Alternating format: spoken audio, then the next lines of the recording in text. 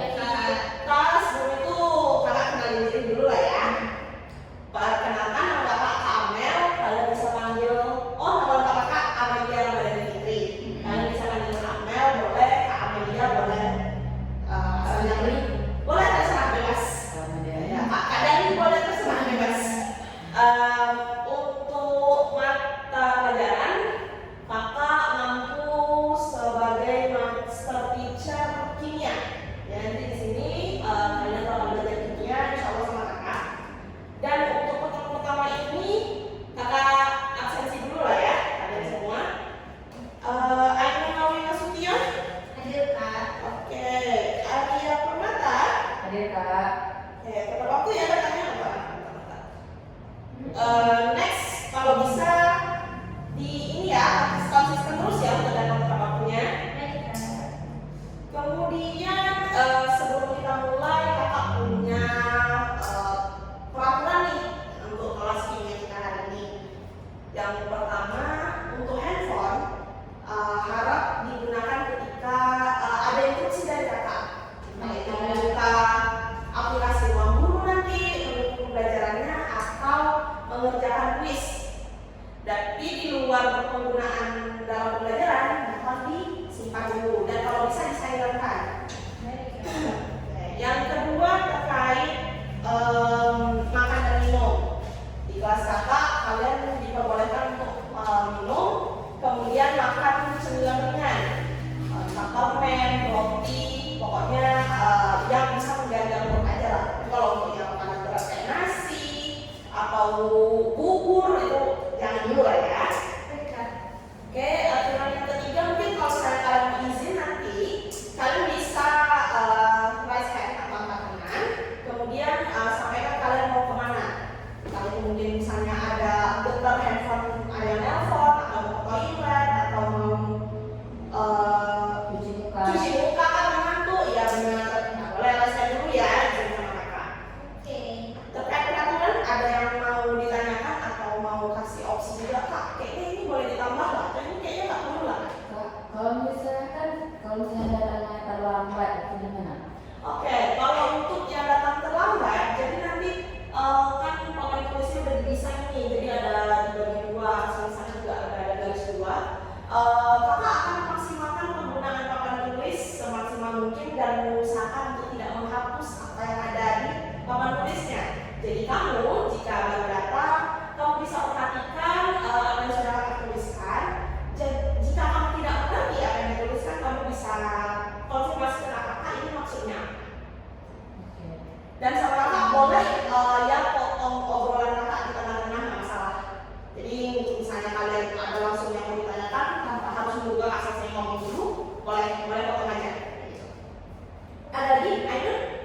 Tidak Kak. Oke, kita mulai pelajaran hari ini. Jadi belajar apa kita hari ini? Ya. Di materi kesetimbangan ion dalam larutan ini, kita hanya ada satu bahi. Belajar apa hari ini? Yakni pengaruh asam dan basa terhadap air. Masuk ke pembelajaran ini, oke, kakak tuliskan dulu kali ya. Jadi sebelum kita masuk ke pengaruh asam dan basa terhadap air, kita harus tahu dulu kesetimbangan air. Oke. Jadi mungkin kalian sudah belajar ya di sekolah terkait reaksi kesetimbangan atau reaksi bolak-balik. Pernah? Tahu yang kanannya ke kanan bisa, ke kiri bisa. Nah, jadi di dalam senyawa asam dan basa kita akan keterlibatan terhadap air. Ketika asam bereaksi dengan air bagaimana? Ketika basa bereaksi dengan air bagaimana? Apakah berpengaruh terhadap kesetimbangan air atau tidak? Itulah poin dari apa yang akan kita pelajari hari ini. Air sendiri, reaksi ionisasi air itu akan memberlakukan hukum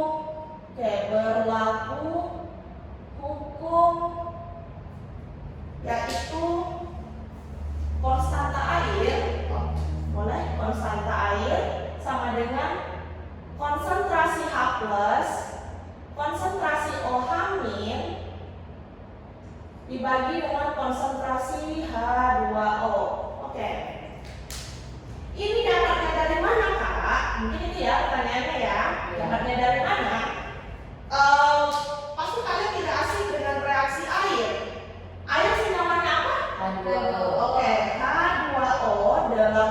larutan bila mengalami reaksi, dia mengalami reaksi keseimbangan. Ini ya tanda reaksi keseimbangan. Maka dia akan mengalami ionisasi yaitu H+ dan OH-. Oke, wujudnya aquo dan ini juga aquo. Kemudian bagaimana rumus atau hukum keseimbangan ini bisa terbentuk? Jadi air K ini adalah kode dari keseimbangan. Kalau kakak highlightkan, ini tadi ya. Ini keseimbangan. Kalau dalam keseimbangan, ini adalah produk atau hasil reaksi yang di bawah merupakan pereaksi. Dalam reaksi ini, pereaksinya siapa? H2O. Bentar. Ini adalah pereaksi, dan ini adalah produk. Maka konsentrasi dari produk dibandingkan dengan konsentrasi dari pereaksi. Itulah hukum dari keseimbangan. Dan keseimbangan air ini berlaku hukum keseimbangan itu. Kemudian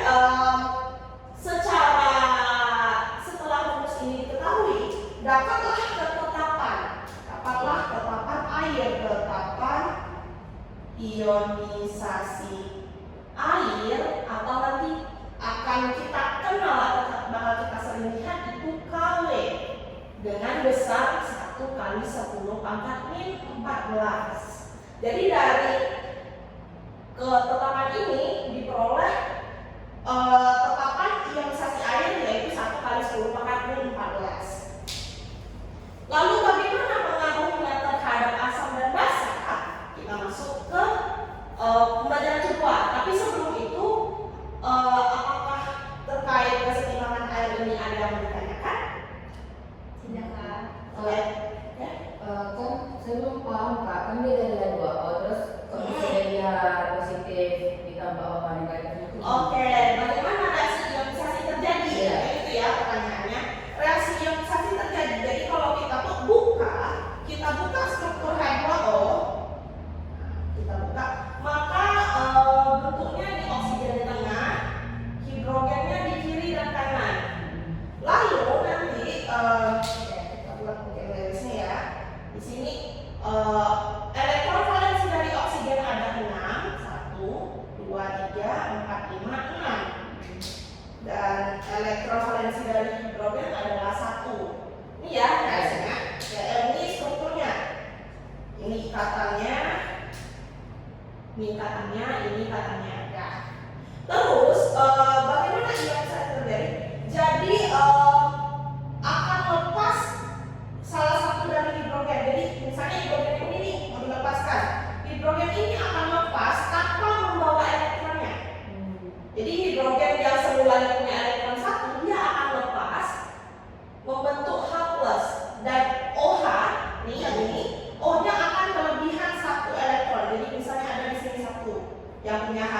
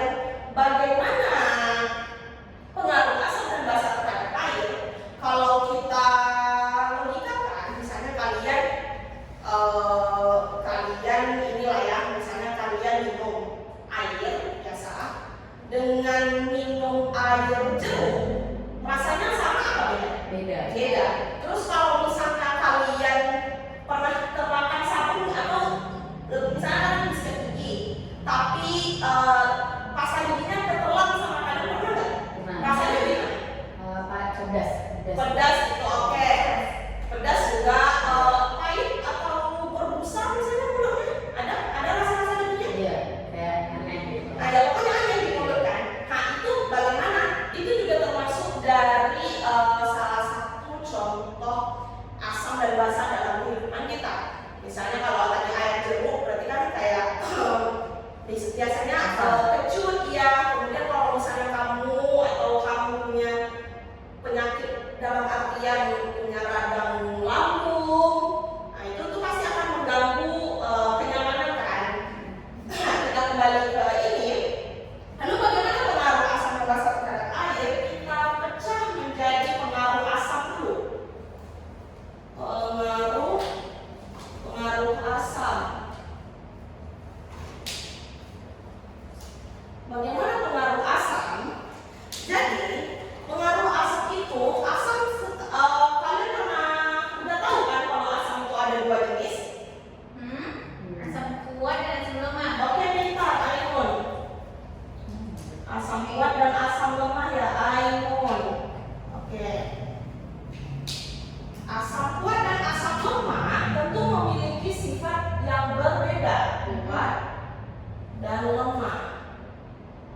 Oke, kita bahas dulu yang asam kuat. Bagaimana pengaruh asam kuat terhadap keseimbangan air? Jadi dalam asam kuat itu dia akan menggeser, asam kuat akan menggeser keseimbangan. Maksudnya menggeser bagaimana, Kak? Jadi nanti kalau ini tadi, misalnya reaksi air ini, kita masukkan asam. Kita anggap misalnya asam kuat. Contohnya apa? Ada yang saya sebutkan? HCl Kak. Oke, HCl. Kita reaksikan dengan air, misalnya gitu kan. Maka nanti keseimbangan yang aturannya H plus tambah OH min yang sebelumnya dari air akan condong ke arah sebelah kiri. Jadi bakal lebih dominan sifat asamnya dan sifat airnya akan meredup.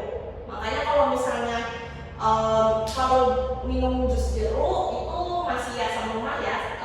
Contohnya kalau asam kuat itu kalau dalam kehidupan kita mungkin kalian tidak terlalu akan menemukan karena dia lebih ke spesies dalam laboratorium. Cuman dia bakal mengganggu sifat air. Intinya gitu, menggeser keseimbangan dan mengganggu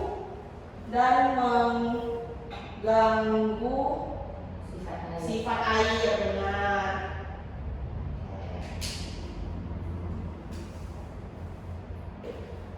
Dan bisa diabaikan jadinya ionisasi dari air. Berarti ibaratnya kalau konsentrasi H plus dari air itu bisa diabaikan. Kita bakal fokus ke konsentrasi H plus dari HCl-nya. Kita ionisasikan HCl. Ini kita fokus ke HCl ya sekarang. Misalnya HCl, muatannya aquo. Bukan muatan, wujudnya. Maka kalau kita ionisasikan H plus tambah Cl-nya, benar. Ini konsentrasi H plus, nih konsentrasinya si H plus dari HCl itu bisa kita tentukan berapa besar dia melalui persamaan atau melalui rumus konsentrasi H plus sama dengan koefisien dari HCl-nya dikali dengan konsentrasi HCl-nya. Nih, misalnya ini kan rumus nih. Misalnya Kak kasih contoh soalnya diketahui konsentrasi HCl. Nih contoh ya, contoh.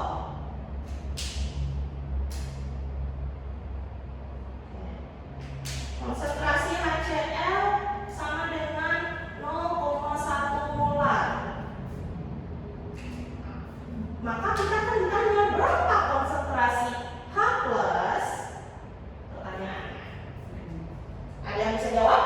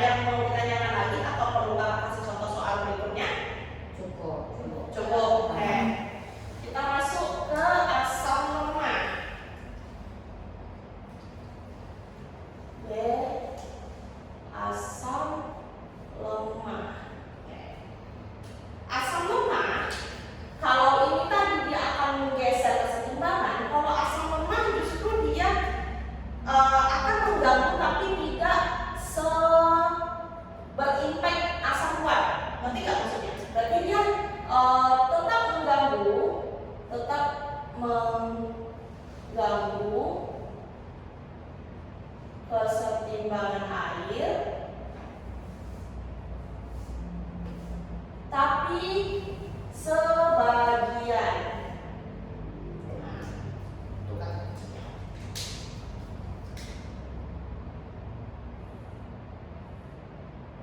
Sebagian. Nah.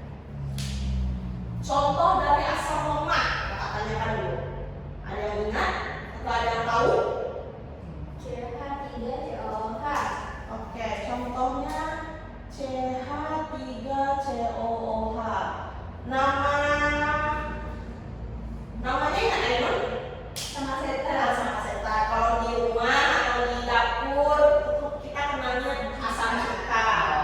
Pernah nampak asam cuka di rumahnya? di tukang bakso. Iya. Iya, di tempat bakso benar. Warna putih dia. Biasa dimasukkan tuh. Jadi CH3COOH ini salah satu contoh dari asam lemak. Kalau kita ionisasikan, kalau dalam asam kuat, reaksi ionisasi itu reaksi satu reaksi, bukan reaksi bolak-balik ya. Reaksi satu arah, sementara kalau asam lemak dia reaksi bolak-balik juga. Karena dia bisa bakal membentuk kembali setelah terionisasi. Apa ionisasinya? Ada yang disebutkan? CH3COO. CH3COO negatif tambah H positif. Oke. Ini ya reaksi ionisasinya. Lalu di dalam asam lemak nanti kita akan mengenal adanya ketetapan konstanta asam. Kalau ini kan tadi berkenaan dengan kesetimbangan air kan, sama di sini juga kita akan mengenal konstanta asam lemak atau ketetapan asam lemak A, yang mana konsentrasi H plus sama ya prinsipnya dengan ini dikali konsentrasi CH3COO atau dia nanti anionnya dibagi dengan konsentrasi senyawanya CH3COOH. Atau kalau kita tuliskan betul-betul rumusnya, Ka sama dengan konsentrasi H plus konsentrasi anion nih dibagi dengan konsentrasi asam lemak HAL lah ya modelnya. Tuh. Kakak contohkan kalau kita turunkan, berarti kalau misalnya ini kan manfaatnya nih. Kalau kita diminta mencari konsentrasi H plus ini, pokoknya asam basa itu akan berkaitan dengan konsentrasi H plus, konsentrasi OH plus, OH gitu terus. Konsentrasi H plus kita akan dapatkan akar dari Ka dikali dengan HAL Dibagi. Nah, ini nilai anion dengan H plus itu bisa dikatakan sama. Jadi kalau misalnya kita mencari H plus, anion bisa kita abaikan. Kalau misalnya kita cari amin, H plus bisa kita abaikan. Makanya langsung dapat rumus ini. Ini mungkin yang rumus yang perlu diingat. Kalau ini cuma sebagai pengetahuan saja nggak apa-apa. Kita highlightkan saja ya. Kita oke, sebelum ke sini, sebelum ke contoh soal, ada yang mau ditanyakan? Tidak, Pak. Kita coba ke contoh soal. Contoh soalnya hitunglah ya. Kita diminta untuk menghitung konsentrasi H plus dari CH3COOH. Diketahui berapa ya? Pada contoh kakak. Mungkin kalian bisa nanti kakak instruksikan untuk mengerjakan juga. 0,1 pula. Contohnya konsentrasi CH3COOH itu 0,1 molar. Berapa konsentrasi H plusnya? Ada yang berani menjawab? Kurang tahu, Pak. Kurang tahu, oke.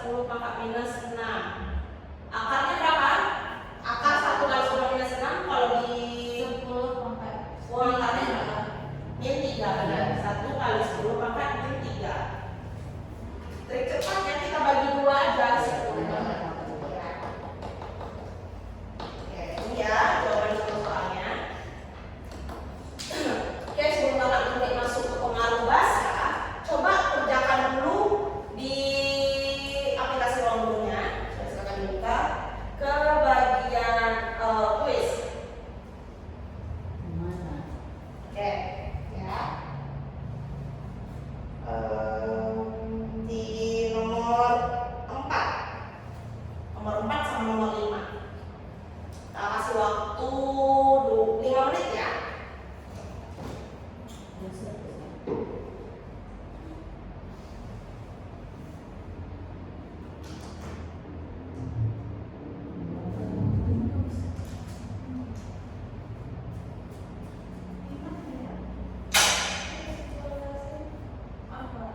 Iya. Udah Kak, Oh iya tadi ada jam juga ya. ada banyak. Oke, ada udah banyak. Yang Ada itu juga banyak. ada banyak. Sama. Udah selesai Kak? Oke, udah. Sudah Kak? Susah ada yang ditanyakan? Enggak, Enggak apa-apa Kak. Paham ya? Kita lanjutkan tadi ini udah pengaruh asam, asam kuat sudah, asam lemak sudah. Yang kedua lagi, kita masuk ke pengaruh basa. Oh, terbagi tiga terusnya. Pengaruh basa.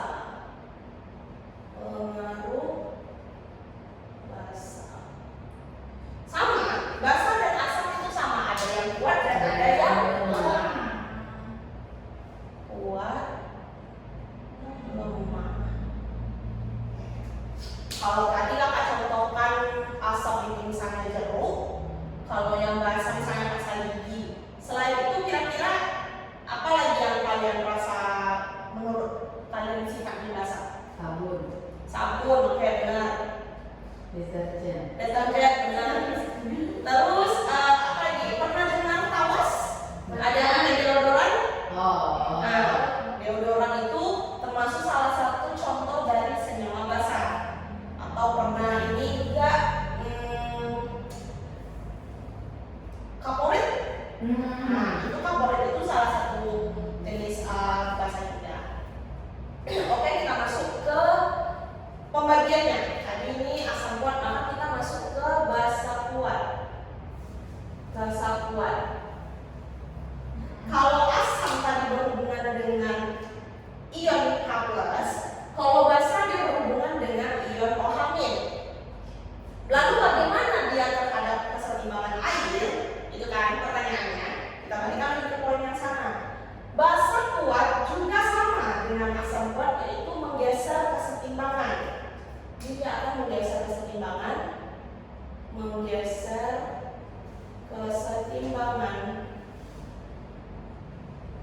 air dan mengganggu sifat air. sifat air. Kita lihat ya, menggeser keseimbangan air, mengganggu sifat air. Kita contohkan basa kuat senyawanya apa? NaOH.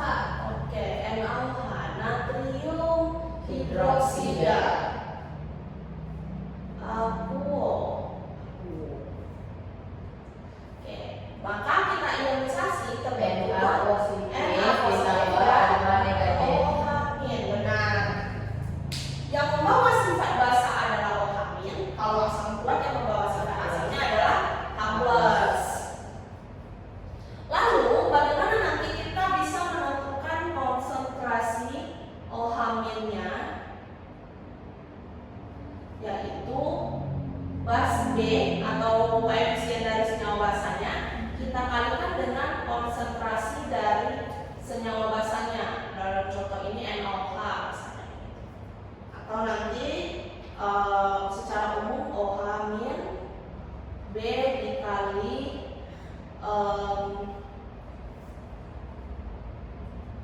BOH, basa OH.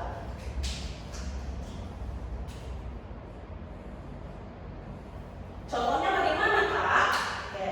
Contohnya kita misalkan NaOH tadi. Contoh NaOH diketahui konsentrasi NaOH sama dengan 0,2 molar. Lalu berapa konsentrasi OH-nya? Ya kan pertanyaannya.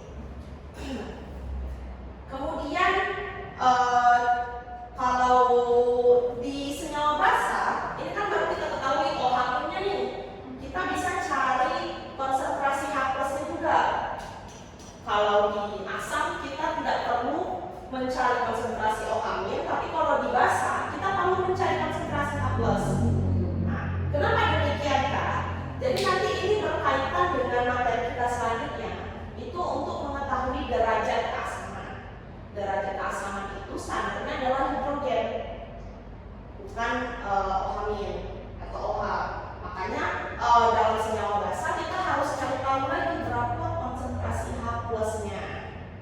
Lalu caranya bagaimana, Kak? Ini kan rumus ini untuk OH ini tadi. Bagaimana menentukan konsentrasi H plusnya? Kita bisa kaitkan dengan konstanta air. Konstanta air yang rumusnya Km per konsentrasi OH min. Kalau dari data soal ini, berapa konsentrasi OH minnya? Dari soal 0,2. 0,2. Kalau Kw-nya berapa? 1 kali 10 pangkat min 14. Ya, 1 kali 10 pangkat min 14. Kita bagi dengan 0,2 kalau kita 2 kali 10 pangkat 1. 2 kali 10 pangkat min 1. Berapa nilai konsentrasi H plusnya? 1/2 kali 10 pangkat 1/2 kali 10 10 pangkat min 13. 13. Kalau kita sederhanakan bisa ya, Ainun 0,5. Iya. Oke.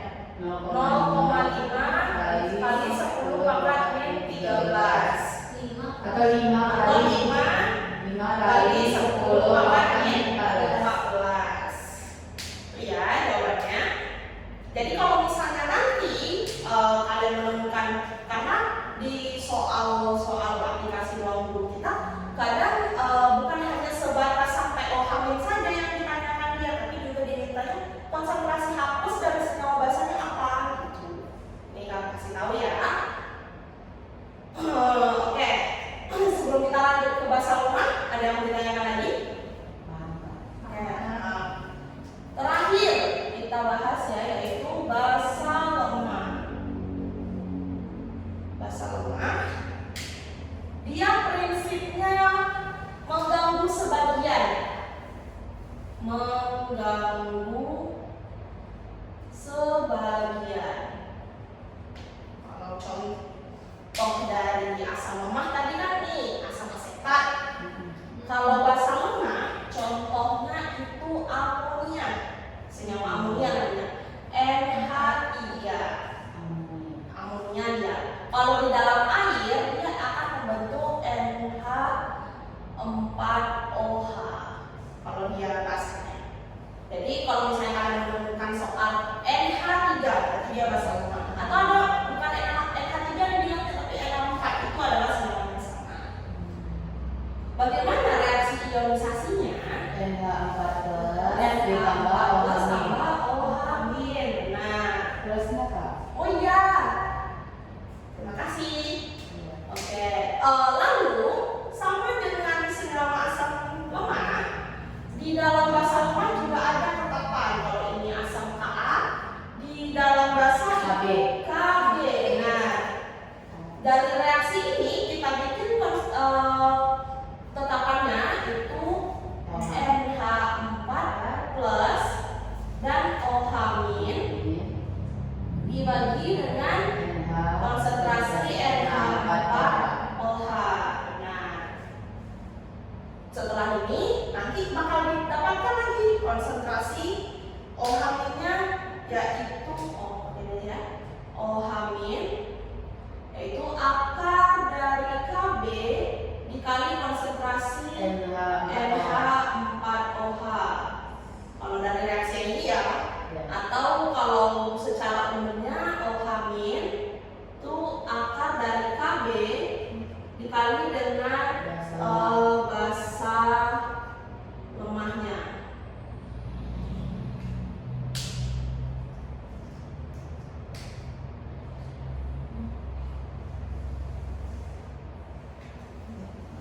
Oke, contoh soalnya. Masuk ke contoh ya. Sabar ya, dikit lagi. Sabar ya, ini udah lapar ya ini ya. Ada yang mau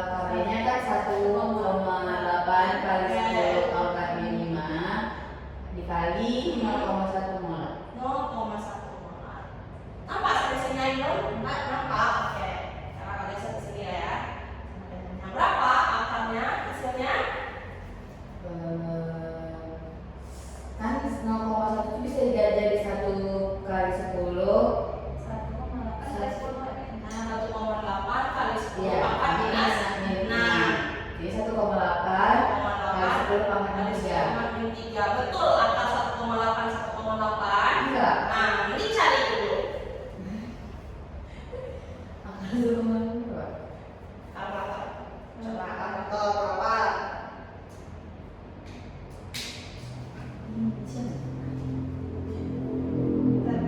Oke. Angka depannya juga 1 kok, tapi bukan 1,8. Iya. 1,34. Nah, iya 1,34. Tuh. Jadi jangan terkecoh ya. Beda ya ceritanya kalau 1 di depan iya, angka 1 adalah 1. Tapi kalau 1,8, Iya betul. nanti masa matematika udah bego kimianya enggak, nanti malu matematikanya sama saya. Iya. Nah, kalau kayak gini ceritanya, oke? Udah, kita udah selesai semua pembahasan kita. Jadi secara umum, kita simpulin dulu ya. Pengaruh asam dan basa terhadap air itu berbeda tergantung dari sifat asamnya, sifat basanya. Nah, kalau asam kuat dan basa kuat, dia mengganggu banget. Kesetimbangan Sama sifat air. sifat airnya. Sementara untuk asam lemah dan basa lemah dia hanya Mengganggu sebagian. sebaliknya. Kakak coba minta kalian untuk kerjakan kuis dulu. Nomor 1, nomor berapa ya? 6, 6 dan 7. Waktunya 5 menit ya. Oke, Kak.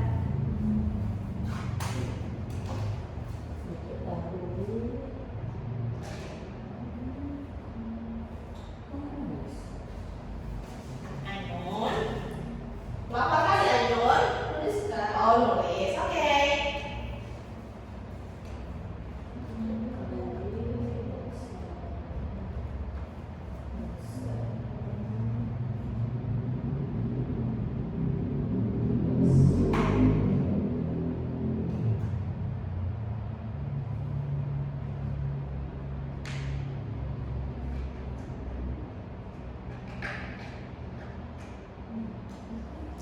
Sudah? Sudah. Oke. Susah atau bisa dipahami? Bisa. Bisa. Ya. Sebelum kakak tutup, ada yang bertanya lagi tentang semua yang udah kita pelajari sampai berapa nih? Apa tulisnya Pak? Insya Allah paham. Oke, paham ya. Nah, sebelum ini waktu kita masih ada sekitar 10 menit lagi, kalian bisa kerjakan post-test kalian. Biar ada laporan ke orang tua. Aplikasi. Di aplikasi ya itu juga. Buka menu ada post-test di sana. Ini. Ya, 10 menit ya.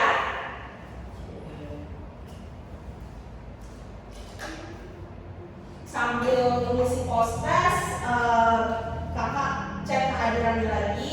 Mana tahu tiba-tiba ada yang izin pulang duluan itu menghilang. Oke, Ainun, Ada, Kak. Arya, Iya Kak. ya lengkap ya kelasnya. Dan setelah post-test selesai nanti sekalian coba ini isi rating pembelajaran kita hari ini. Apakah kalian puas dengan materi yang kita ajarkan atau masih merasa kurang? Dan itu nanti bakal jadi bahan pertimbangan bagi kakak. Tidak ratingnya di mana Kak? Oke, rating itu di menu berikutnya ada di bawah. Oh ini. Iya, iya.